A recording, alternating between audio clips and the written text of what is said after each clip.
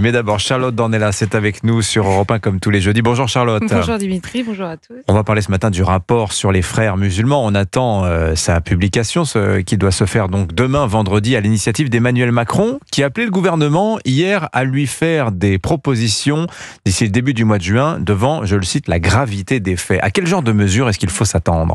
Mais c'est une bonne question. Les propositions d'interdiction ont débuté et se poursuivront. Bannissement, contraintes, sanctions, sans doute légitimes, peut-être même nécessaires, mais cela ne suffira pas.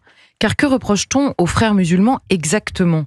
D'offrir une vision islamique de la société et de la personne, de la prendre en charge de la naissance à la mort, et de vouloir conformer la société à la charia, c'est-à-dire à la règle islamique.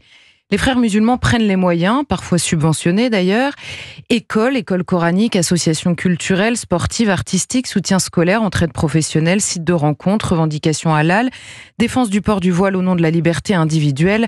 Comment pourrait-on qualifier cette offensive qui vise à proposer un mode de vie absolument complet, en adéquation avec une tradition, des valeurs, des principes, une culture ? On pourrait appeler ça une assimilation.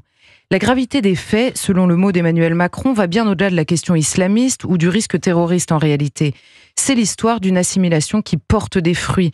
Les frères musulmans ont entrepris, voilà 70 ans, d'assimiler les musulmans présents en Occident à un mode de vie parfaitement islamique de leur point de vue, de les séparer de la France qui, elle, a renoncé à mener cette bataille. Alors comment, justement, répondre, comment contrer cette offensive ? Mais elle ne fonctionne que parce que des gens y adhèrent. On peut interdire, bien sûr, c'est encore une fois parfois nécessaire.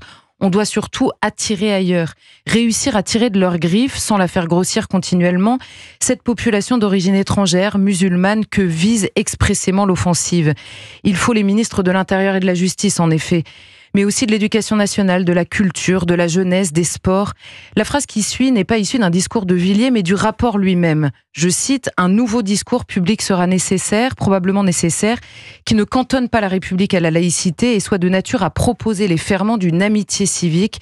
Les islamistes proposent un grand récit face auquel les valeurs de la République ne suffisent pas. » Les frères musulmans donnent un sens à la vie. Nous le contestons anthropologiquement, religieusement, culturellement, sociologiquement, spirituellement, très bien. Mais quel est le nôtre ? Ils offrent un récit en effet, des gloires passées, des héros, des figures d'autorité, des modèles à imiter. Nous les contestons ou notre histoire les conteste pour nous, mais quels sont les nôtres ? Comment des jeunes pourraient-ils renoncer à cette contre-société si la société elle-même s'accuse d'être haïssable, de n'avoir qu'un passé à pardonner et un présent à corriger, et de n'avoir à son crédit que quelques valeurs un peu abstraites auxquelles chacun donne sa propre définition, et la laïcité en effet, invoquée à tout bout de champ dans le débat qui nous occupe. Mais qu'est-elle ? L'idée selon laquelle notre vie politique est indépendante des autorités religieuses, très bien, et pour les puristes, l'idée que la société, pour rester unie, mérite la discrétion religieuse des uns et des autres. Ok. Mais une fois que chacun a fait disparaître sa foi de l'espace public, que reste-t-il de commun ?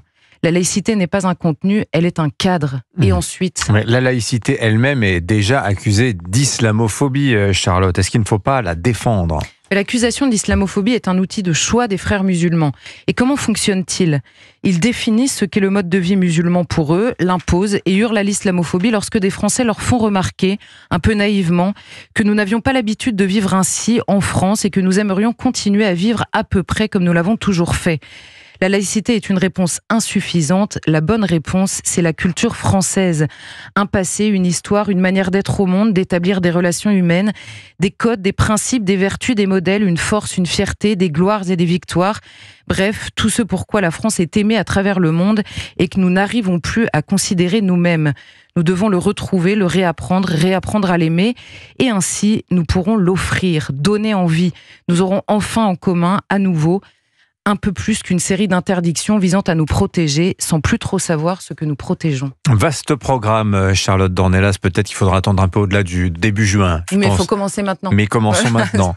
Signature Europe 1, Charlotte Dornelas. Merci beaucoup, Charlotte. Restez avec nous, Charlotte, pour la revue de presse mystérieuse d'Olivier Delagarde. Pascal